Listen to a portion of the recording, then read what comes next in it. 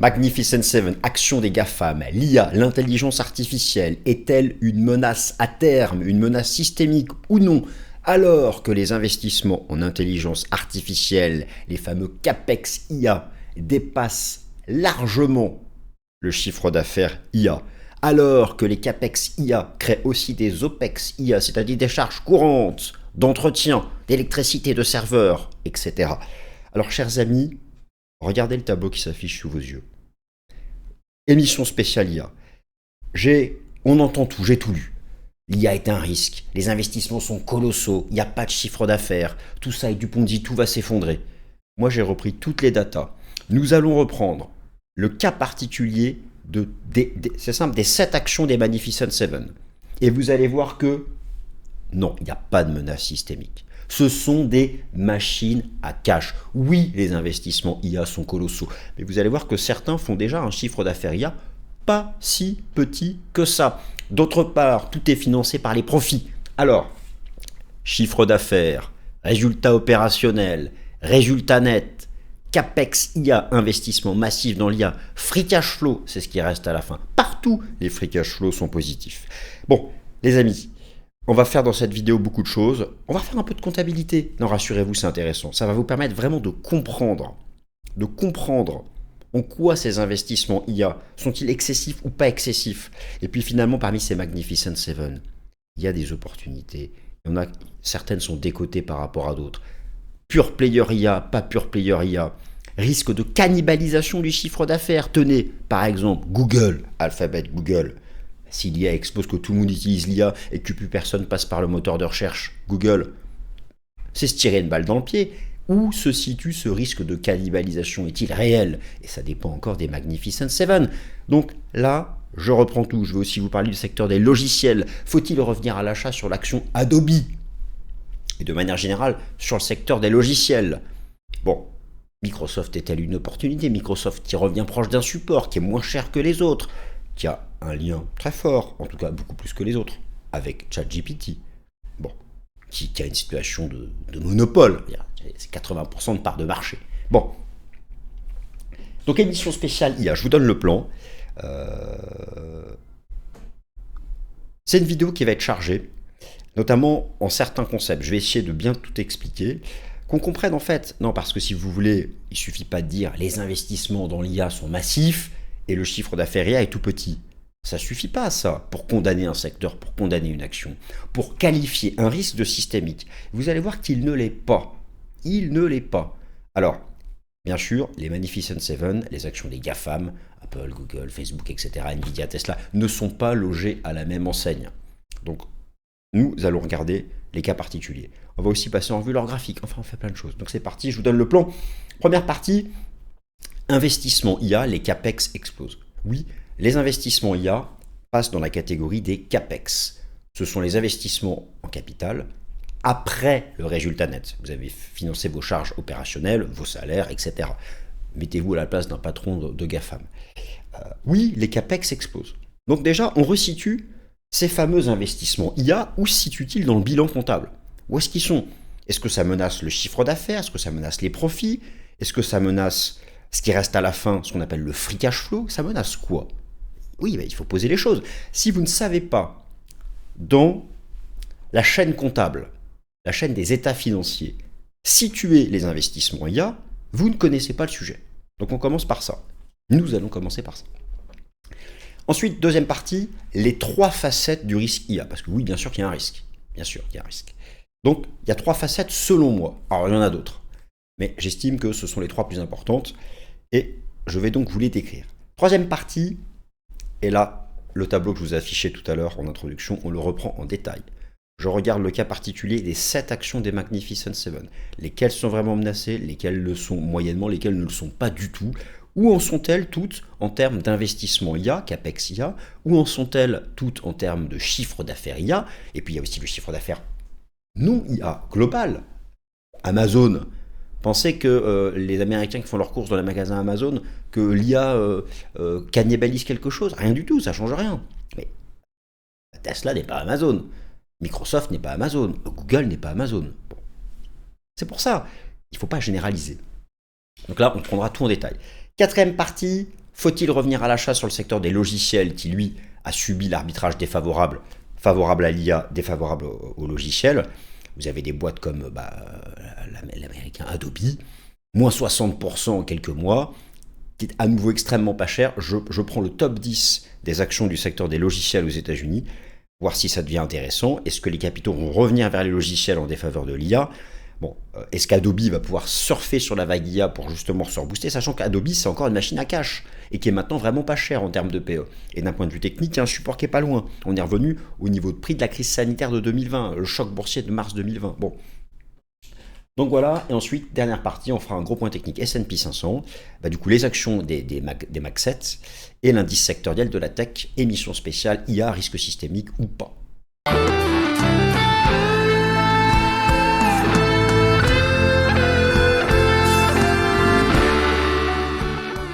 Cette émission vous est présentée par Swissquote. Le contenu de cette vidéo ne constitue en aucun cas un conseil financier. Merci à tous. Chers amis, l'IA, les investissements massifs en IA, les CAPEX en IA, sont-ils une menace à terme pour les actions des GAFAM en bourse? Sont-ils vraiment si chers que ça par rapport à leur chiffre d'affaires, leurs bénéfices? Est-ce qu'après les investissements, il reste de l'argent? Où est le risque de cannibalisation? On va passer en vue plein de concepts. Normalement, après cette vidéo, j'espère que vous allez rester jusqu'au bout, vous allez comprendre véritablement l'enjeu et vous allez pouvoir nuancer tous les articles qui disent que les investissements en IA, c'est de l'argent perdu, que derrière, il n'y a pas de chiffre d'affaires, il n'y a rien. Bon, vous allez voir. D'autre part, les Magnificent Seven ne sont pas tous logés à la même enseigne. C'est parti. Il y a une menace pour les actions de la tech US. Le plan, je vous l'ai donné, donc on ne perd pas de temps. C'est parti. Investissement massif dans l'IA, les CAPEX explosent. Oui, c'est vrai. Oui, c'est vrai. Les investissements dans l'IA sont massifs. Vous allez voir le tableau, je vous l'ai montré tout à l'heure, je vais vous le remontrer. C'est pas 1 ou 2 milliards, ça peut être 50, 60, 80, 100 milliards. Pour des boîtes qui parfois font un chiffre d'affaires de 400, 500, 600, effectivement, bon, c'est gigantesque. Vous allez voir que rien n'est financé par la dette. Mais déjà, il faut comprendre les choses. En bourse, tout n'est que comptable, état financier. Une action va monter parce qu'elle a des bons fondamentaux, qu'elle n'est pas chère. Elle va cesser de monter même si elle a des bons fondamentaux parce qu'elle est trop valorisée. Y a-t-il un risque? Y a-t-il un risque pour les actions des GAFAM?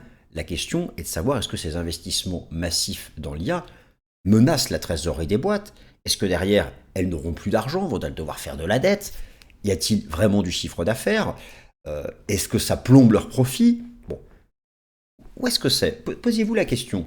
Posez-vous la question. Est-ce que, d'un point de vue comptable, où est-ce que vous situez les investissements en IA? Je vous la fais courte. Une boîte fait un chiffre d'affaires. De son chiffre d'affaires, elle va payer les charges opérationnelles, les charges courantes. Retenez les salaires essentiellement, mais pas que. De là va ressortir le résultat opérationnel. Bon, vous avez encore quelques déductions, les impôts, le financement des besoins en fonds de roulement, et à la fin, vous obtenez le résultat net, le profit. Attention, le résultat net n'arrive pas après les investissements en IA. J'insiste, le résultat net n'est pas ce qui reste à ces entreprises après leur investissement massif dans l'IA. Vous avez le résultat net, et c'est après qu'arrivent les investissements en capital. Les investissements dans l'intelligence artificielle arrivent après le résultat net. C'est ce qu'on appelle les CAPEX, les investissements en capital. Il n'y a pas que l'IA, mais l'IA entre dedans. Et c'est la partie la principale. De ce résultat net, vous allez retirer les CAPEX. Je simplifie. Et à la fin, vous arrivez à ce qu'on appelle le free cash flow. C'est à la fin vraiment l'argent qui reste après avoir tout payé. Les salaires, l'investissement, tout. Le free cash flow. Déjà, première chose, bonne nouvelle. Aucun Magnificent Seven n'arrive en free cash flow négatif après avoir financé l'IA. Aucun. Et il reste énormément d'argent. Donc déjà, est-ce qu'actuellement c'est un risque systémique par rapport à ça? Est-ce que derrière, la boîte perd de la trésorerie? Non. Chaque année, ces Magnificent Seven sont tellement des machines à cash qu'il reste de l'argent. Alors, bien sûr, l'argent aurait pu aller ailleurs que l'IA. Parce que si derrière tous ces investissements, vous investissez 100 milliards, vous n'avez que 10 milliards de chiffre d'affaires, il y a un problème. Ça, c'est un sujet, on va en parler. Donc déjà, première chose, où se situent ces investissements en IA? Donc, Vous partez du chiffre d'affaires, vous retirez toutes les charges opérationnelles, on parle d'OPEX. Retenez ça parce que ça va revenir dans la présentation. Vous allez voir, tout va vous paraître limpide. Les OPEX, les charges opérationnelles. Les CAPEX, les investissements en capital. Vous partez du chiffre d'affaires, vous retirez les OPEX, vous obtenez le résultat net. Alors ensuite, vous avez les opérations d'ajustement du besoin en fonds de roulement, etc. etc. Ça, c'est vraiment des choses comptables entre les flux réels et les flux... typiquement, vous avez une facture, vous avez envoyé à votre client, mais vous n'avez pas encore été payé. La gestion du BFR, ajustement comptable. Oubliez ça. Vous obtenez donc votre résultat net. Après le résultat net, vous avez les dépenses en capital, ou CAPEX. C'est ici qu'arrivent les investissements dans l'IA. Et à la fin, après avoir tout payé, vous avez ce qu'on appelle le free cash flow, ce qui reste vraiment. Et effectivement, vous allez voir que les CAPEX réduisent énormément le résultat net pour arriver au free cash flow. Mais toutes les boîtes, tous les Magnificent Seven ont encore un free cash flow positif après les CAPEX en IA. Donc déjà là, il n'y a pas d'excès. Mais vous allez voir que c'est quand même massif. Donc retenez ça. D'autre part, n'oubliez pas une chose. Lorsque vous avez investi dans l'IA, dans les data centers, etc., derrière, il y a des coûts d'entretien, des coûts d'électricité. En plus, ça passe dans les OPEX. Mais j'ai regardé les datas, c'est largement sous contrôle. Oui, vous créez plein de data centers, oui, ça augmente votre charge d'électricité, l'entretien, il faut payer les hommes, etc. Mais par rapport à leur chiffre d'affaires, oui, c'est des salaires en plus, c'est des OPEX en plus, mais les OPEX IA sont largement sous contrôle. Alors, je l'ai quand même listé dans les risques, mais voilà. Donc là, les données sont posées, le langage est posé. C'est clair pour tout le monde, on avance dans la présentation. Le risque IA, selon moi, il y a 3 branches pour le risque IA. Le risque sur le chiffre d'affaires, le risque sur la rentabilité nette et le risque donc sur le free cash flow. Ça, c'est les risques théoriques. Ensuite, on prend un par un les Magnificent Seven, voir s'il y a un risque réel. Pourquoi un risque sur le chiffre d'affaires ? C'est assez logique. Tout ce que vous investissez dans l'IA va vous créer du chiffre d'affaires lié à l'intelligence artificielle. Le risque pour certaines de ces entreprises, c'est que ce nouveau chiffre d'affaires ne soit qu'un remplacement de l'ancien chiffre d'affaires. Risque de cannibalisation. Ah oui, vous avez du chiffre d'affaires IA, mais si en fait ça vient baisser l'ancien chiffre d'affaires parce que ça marche sur les mêmes plates-bandes, où est l'intérêt ? Aucun. Bon. Deuxième risque, le poids massif des CAPEX IA. Oui, rappelez-vous, nous venons de le voir, vous partez des profits, des résultats nets, ensuite arrivent les CAPEX, les investissements en capital, dont les investissements dans l'intelligence artificielle.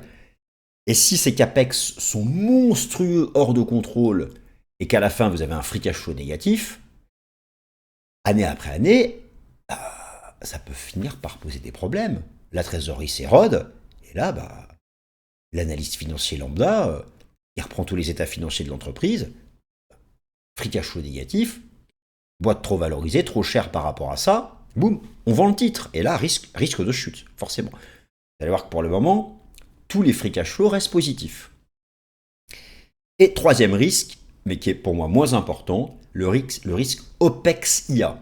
C'est-à-dire que vous avez investi dans plein de data centers, donc ça c'est l'investissement, c'est le coût en one shot, dans les CAPEX de l'année, mais ensuite, année après année, ces data centers, c'est de l'électricité en plus, il faut payer les techniciens pour les entretenir, et ça reste année après année. Ce sont les OPEX IA. Mais les OPEX IA, par exemple les salaires des techniciens pour entretenir les nouveaux data centers, en fait, ça reste largement sous contrôle, tellement le chiffre d'affaires hors IA est massif. Là, je parle des Magnificent Seven, hein. Des boîtes plus petites, c'est différent. Là, je me suis concentré sur les Max 7. Est-ce que les investissements dans l'IA, est-ce que les CAPEX IA sont un risque systémique pour les Max 7 ? Vous allez voir qu'à la fin, la réponse est non, sauf pour 2 où il y a un risque un peu plus important. Donc vous avez bien retenu ça, risque de cannibalisation du chiffre d'affaires, risque de CAPEX IA hors de contrôle qui réduisent le free cash flow à zéro, et risque sur les OPEX IA, électricité, refroidissement, maintenance, ingénieur sécurité, etc. Là, c'est la théorie, c'est effectivement, on peut poser le problème comme ça. Maintenant, quelle est la réalité des choses ? Donc là, je reviens sur ce tableau que je vous ai montré tout à l'heure en introduction. Alors, il y aura aussi une partie analyse technique, puisque j'ai repris le graphique de chacun des Mac 7. Donc là, ce tableau, vous pouvez faire une capture d'écran, et vous avez donné votre prix, etc. Donc, alors, on les reprend tous. Donc, les Magnificent Seven, Microsoft, Amazon, Google. Vous dites Alphabet, vous, moi je dis Google. Apple, Meta. Alors, on dit plus Facebook, on dit Meta. Nvidia et Tesla. OK. Vert, pas de risque. Rouge, point d'attention. Prenons le cas, par exemple, de Microsoft. Microsoft fait un chiffre d'affaires de 280 milliards. Résultat net, 101 milliards. Investissement dans l'IA, 30 à 40 milliards. Donc, le résultat net, investissement dans l'IA, 30 à 40 milliards. Il reste largement du free cash flow. Quel est le chiffre d'affaires direct dans l'IA? Donc là, vous avez investissement IA, chiffre d'affaires dans l'IA. Si vous ajoutez les activités liées au cloud et aux services directs IA, c'est 75 milliards plus 15 milliards. Donc pour Microsoft, vous avez un chiffre d'affaires IA qui est supérieur aux investissements IA. Alors, le pur IA, non. Le pur IA, c'est 15 milliards par rapport à 40 milliards d'investissements. Mais avec le cloud, et le cloud, bien sûr, fait partie des investissements IA, eh bien, Microsoft est déjà impeccable, est déjà dans le vert. Le risque de cannibalisation du chiffre d'affaires est assez moyen. D'autre part, Microsoft a maintenant un PE ratio de 24. Pour moi, Microsoft, si vous voulez, en plus, il y a une partie logicielle qui est énorme, et le secteur des logiciels a un peu souffert. Moi, je pense que parmi les GAFAM, parmi les Mac 7, Microsoft a un potentiel de rattrapage. De par le fait qu'elle gère déjà un chiffre d'affaires IA supérieur à ses investissements IA. D'autre part, regardez, malgré les investissements dans l'IA, malgré les CAPEX IA, il y a encore 70 milliards de free cash flow. C'est énorme. Il n'y a aucun risque systémique pour Microsoft. Zéro. Zéro. Pour Amazon, c'est inexistant, le risque. 700 milliards de chiffre d'affaires. 77 milliards de résultats nets. Alors, investissement IA, c'est gigantesque. Là, on parle de plus de 100 milliards dans l'investissement IA. Mais le risque, y a-t-il vraiment un risque de marge IA? Ici, c'est la colonne risque de cannibalisation. Amazon. En quoi l'IA va faire que les Américains ne vont pas aller faire leurs courses sur Amazon? En quoi? En quoi cela menace le business retail? Le business retail, faire ses courses. Bon, rien. Il n'y a aucun risque. Il n'y a aucun risque de cannibalisation. Alors, il peut effectivement y avoir un risque, comment dire, à terme, il peut y avoir un risque de CAPEX IA. Malgré tous ces investissements massifs, le free cash flow reste positif. Mais il est vrai que si vous prenez Amazon, alors Amazon, vous avez 128 milliards de chiffre d'affaires sur le cloud. 15 milliards sur l'IA pure.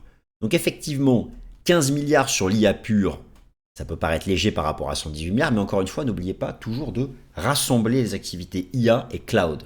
Et lorsque vous faites l'addition des activités cloud plus IA, le chiffre d'affaires global est même supérieur à l'investissement. Donc là aussi, c'est globalement dans les clous. Ensuite, prenons Google. Google, effectivement, ça peut paraître un peu plus compliqué. En fait, si vous voulez des 7 Magnificent 7, Google, c'est là où il y a un risque systémique. Ça vous paraît assez, c'est très clair. Je suis persuadé que parmi vous, certains ne passent quasiment plus par Google pour faire des recherches, mais uniquement par des agents IA, pur IA. Typiquement, je ne sais pas, vous allez passer par Perplexity, vous allez passer par ChatGPT, vous allez passer par Gemini. Bon, je ne sais pas lequel vous utilisez. Moi, à titre personnel, j'utilise encore largement Google. Mais pour l'instant, il n'y a pas de problème. Google ne souffre d'aucun risque de cannibalisation. Mais si ces agents conversationnels IA continuent de se développer, on ne sait pas, il peut y avoir un moment ou un autre, un déclic, un point de non-retour, un changement dans les usages sociaux. Et tout d'un coup, Google, il y aurait un drop dans son utilisation. Ça, pour moi, si vous voulez, Google, c'est la plus menacée. Vraiment, le risque de cannibalisation du chiffre d'affaires, c'est là où c'est le plus menacé. Alors après, donc là aussi, les investissements sont colossaux. On parle de 90 milliards sur les derniers chiffres connus. Bon, faut bien voir que, regardez la colonne Free Cash Flow.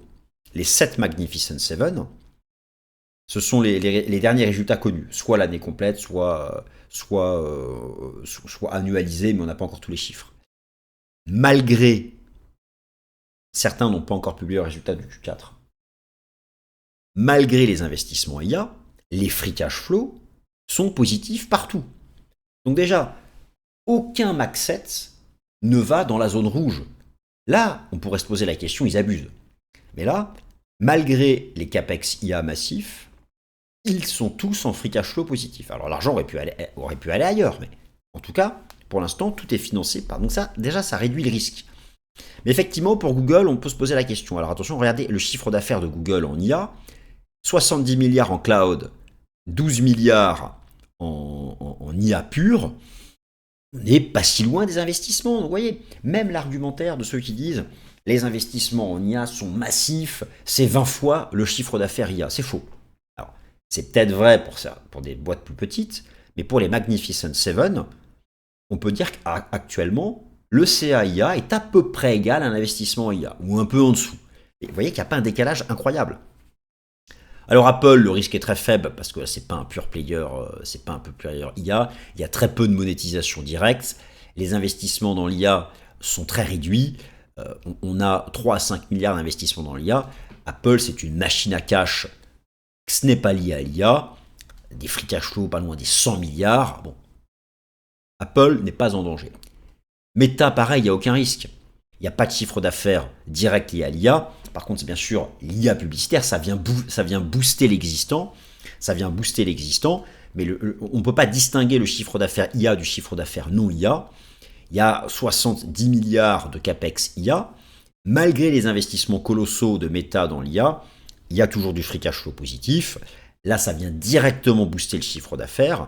D'ailleurs, en termes de PE ratio, notez, Microsoft et Meta ont du potentiel de rattrapage par rapport aux autres Max 7.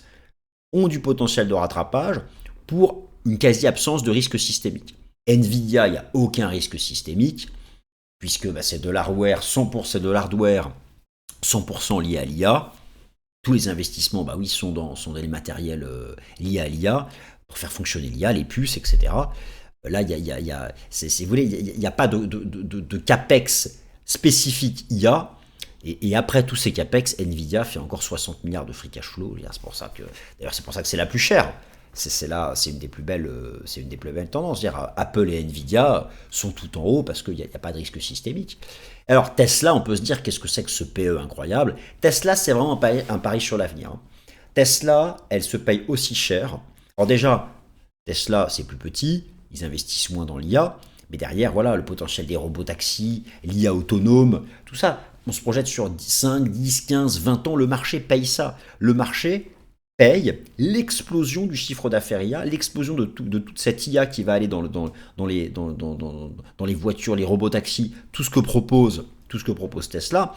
Elle se paye aussi cher parce que le marché se projette sur une multiplication par 5, par 6, par 7 du chiffre d'affaires actuel. Bien sûr, c'est l'empire Elon Musk, c'est plein de choses. Il y a une prime qui est liée à tout ça, prime de l'innovation, prime du futur. Bien sûr, c'est très excessif. Pour Tesla, il n'y a pas un risque par rapport au capex IA. Il y a plus un risque de valorisation. Là, il faut justifier une telle valorisation.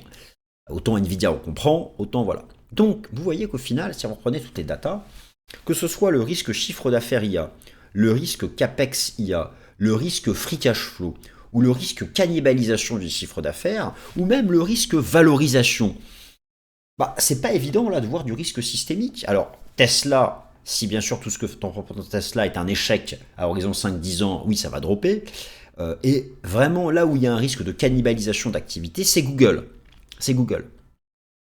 Mais même Google et Tesla, elles ne sont pas dans le rouge d'un point de vue comptable, d'un point de vue de ces investissements. Donc vous voyez, tout de suite, on se dit que les choses restent sous contrôle.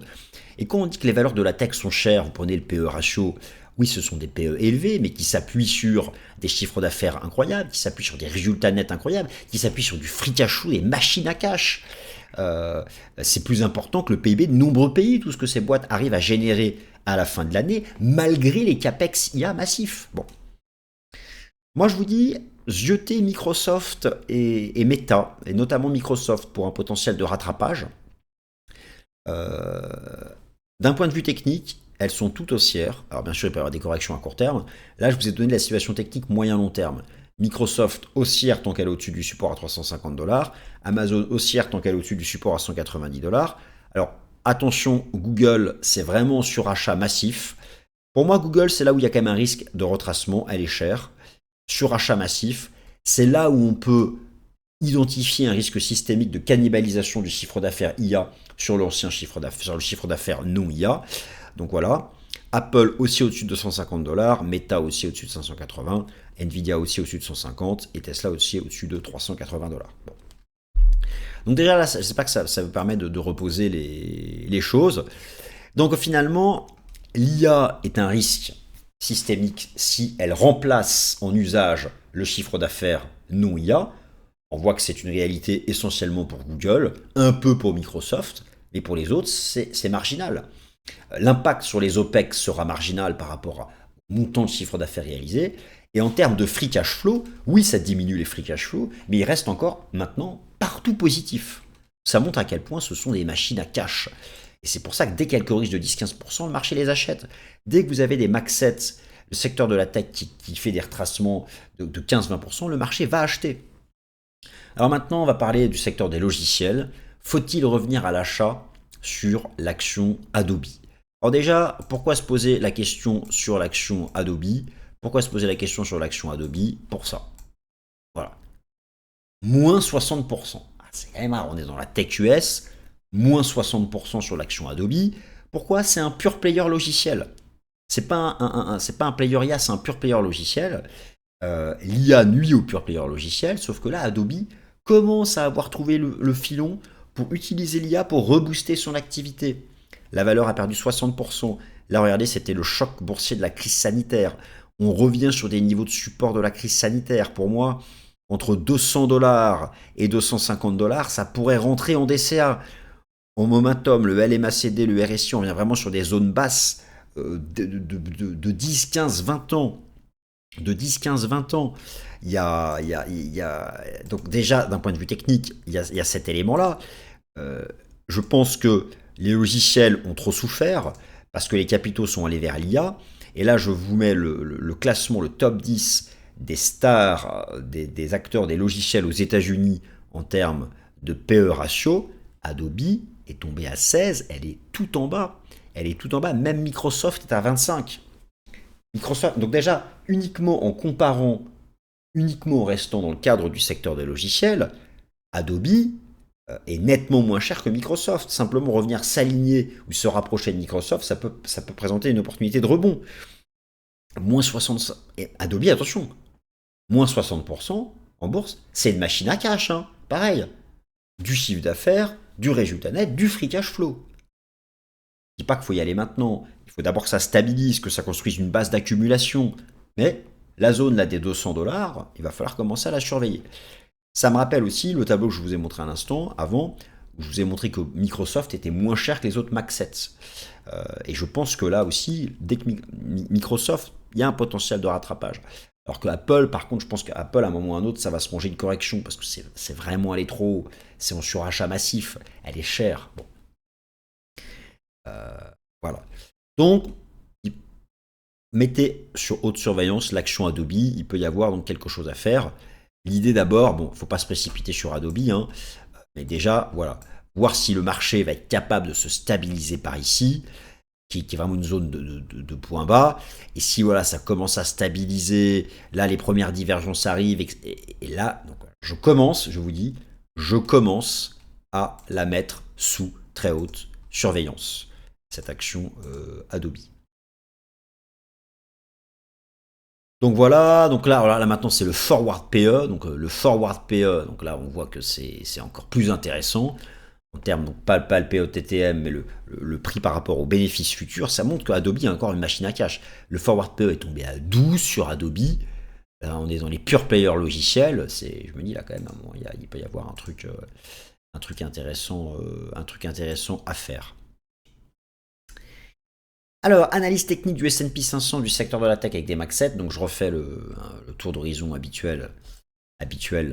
Donc, première chose, le secteur de la tech, tendance haussière bien construite.